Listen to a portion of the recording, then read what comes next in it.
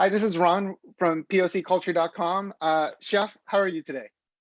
I'm great. Thank you, man. Thank you so much for taking the time. Really, you're such an inspiration in the Asian community. Um, I have to say, some of my best friends got married and was catered by the Kogi truck. And There's so no wedding like a Kogi wedding. I'll tell you that's that. right. That's right. I have to say the first generation Asian families were a little confused, Yeah. but everybody had a great time. So it's an honor to speak with you. I have to say, just off the bat, for this second season, what did you want to build on from the first season, and kind of bolster the message from the first season? Well, the through line and the mission of the show is the same. So our mission statement in the show is looking at broken food systems and finding good people doing great things against all odds. That's our mission statement. Um, so really nothing's changed about the show, but what has changed is in between season one and season two, that we had this thing called the pandemic, right? And I think what happened is us all collectively going through this pandemic has primed maybe our senses collectively to be ready for even more for the second season, because a lot of people maybe in season one maybe haven't had gone through any adversity like what we cover. There are definitely points within society where certain people live in bubbles where they don't understand, even can't even comprehend that you could send your kid to school and the kid can't have any access to any nutrients in food, for example.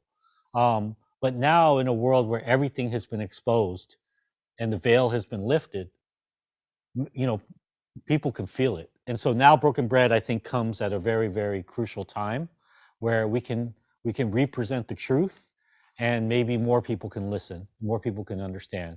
So knowing that, I think what's changed is we have risen to the challenge as a production team.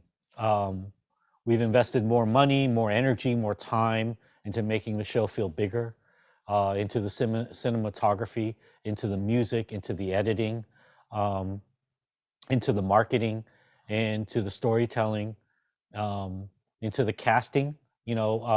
Season one, we really didn't have any like quote unquote marquee like A-list names that are supposed to drive in viewership. But this year we felt like we needed we could have made the show without it, but we felt like it would, again, going into the idea of making the show bigger, never giving any critics an opportunity to say, oh, that's just a regional show, or that's just a public television show, or that's just a show that covers these heavy topics. We want it to be a show that's a show that could be fit into any time slot on any network at any time. And it could be taken as its own form of art, I guess. And and again, having these certain cues like Chuck D, Alice Waters, Wolfgang Puck, but at the same time, covering topics that are very, very relevant and important. Through all of that, figuring out how do we make entertainment so that people really want to watch it. And then I think the last piece of it is me as a host. I grew a lot. You know, I went through a lot in the last few years. I analyzed who I was and as a personality on screen in season one. Um, since then, I had the wonderful opportunity to do a few seasons of the Chef Show, work with John, work with other talented directors and actors, really understand my blocking, understand where the camera is, understand who I am in front of the camera, get out of my own head, and become a personality, which is not completely natural for me, not only as a cook, but as an Asian American, because growing up Asian, sometimes, you're told to be quiet. What I'm saying? Like, so I had to really work through all of that trauma and figure out who I could be in front of the camera. You know what I mean? Yeah, that's powerful. And even just Yeah. hearing you talk about your journey now, I know a little bit about your personal background and the journey you went through, but Mhm. hearing about the last 2 years, it's a constant um, process for you, and I think that's inspiring because it is for so many of us, and it feels like Yeah, we someone like just you would have it figured out. Yeah, we all have to figure it out, and it's all a part of these broken systems. Like even you have the Kogi truck as your screensaver, your background. We were 2 days away from going bankrupt, from shutting the doors. That's how real and critical and broken the food system is, the restaurant system. You know, we interviewed Wolfgang Puck, who had to close multiple restaurants. There is no safety net for us. There is no bailout. There's nothing that we can fall back upon. And a lot of times these broken systems fall upon communities that either are immigrants, don't speak English, or are communities of color. Like your show POC. And so the world is already against us, and then we're already going into a system that people have already abandoned because they've moved on to other things, and they've left us with the shell of things that we have to populate. That's the only way that we can survive.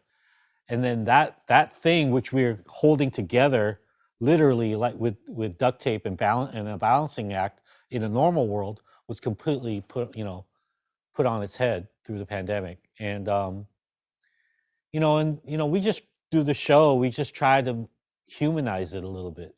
You know, just Yeah. get people to understand how real it is, and that things need to be done, and that there are people doing it.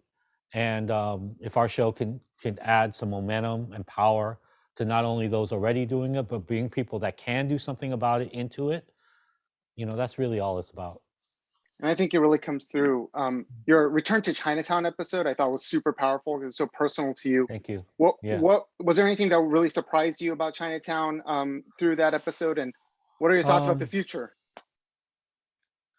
you know, I wouldn't say surprising, but I really used that episode because a lot of what I wanted to show was I wanted to show all sides.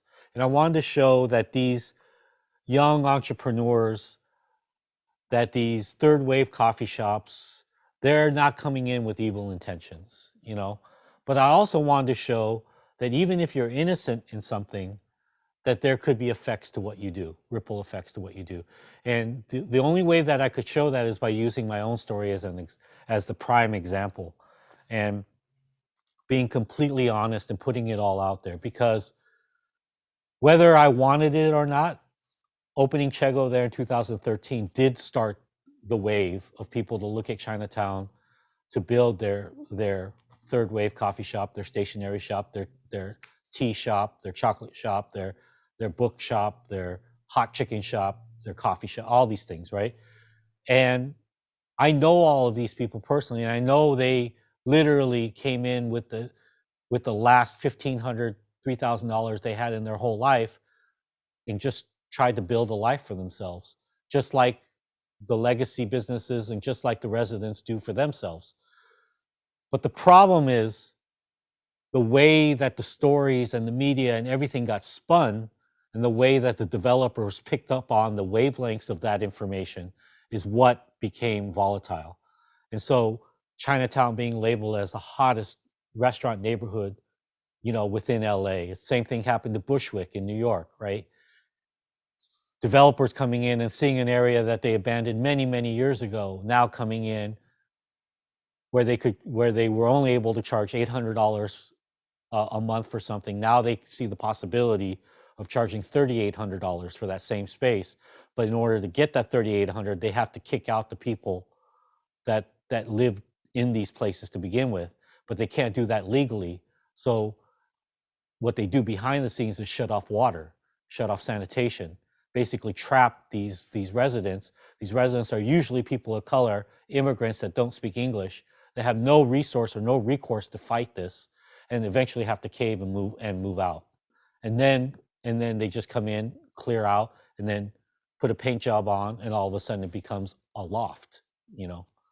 Um, I didn't know that all of that happened because we opened a small little rice bowl shop. So I felt like maybe I left the story undone, and I could go back now, hear it from every perspective, and especially from the resistance on the ground, bringing up the ugly truths like Sissy, um, and then be an ally to her to try to get the message across in a non-antagonistic way, but in a storytelling creative way, so that everyone can listen and understand and come up with solutions. The biggest goal of that episode was to walk away with a solution, as best we could as a creative show. And I feel we did, because what we came out with was, let's not stop development and growth, but maybe if we do, what we can do is we can dog ear every neighborhood like a Chinatown or a Bushwick or a Boyle Heights throughout the country. And if you are going to build, uh, you know, stores or opportunities or develop within these neighborhoods, that they come with a cost. You can't just go in there and play dumb anymore, you know? And so they come with either a surcharge to the customer, and that surcharge for that cup of coffee or that slice of pizza or whatever the case may be goes to a community fund that creates an oversight community that can be a mediary between development and preservation, you know, and looking out for the citizens.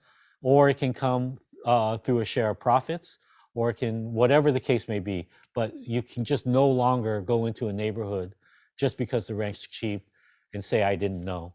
And that was the goal of that episode. Yeah, I thought those were really practical and helpful tips. So I really appreciated it. Thank you for telling that story and for just sharing so many important stories. Yeah. I enjoyed the season, and thank you for all that Oh, you're thank doing you. and for taking the time. Congratulations. All right. Thank you, man. Appreciate you. Take care. Okay. Bye.